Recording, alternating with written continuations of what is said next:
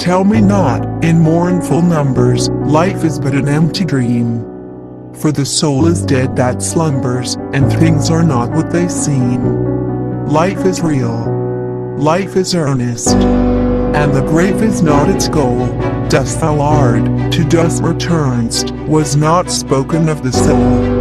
Not enjoyment, and not sorrow, is our destined end or way, but to act, that each tomorrow find us farther than today.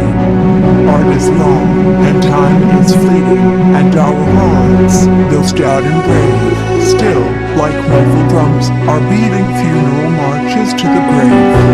In the world's broad field of battle, in the bivouac of life, be not like time-driven cattle. Be a hero in the strife. Trust no future, how pleasant.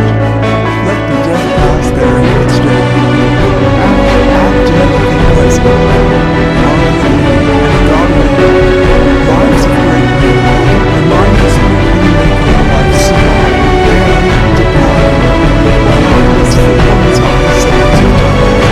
For us, they perhaps never say, stop.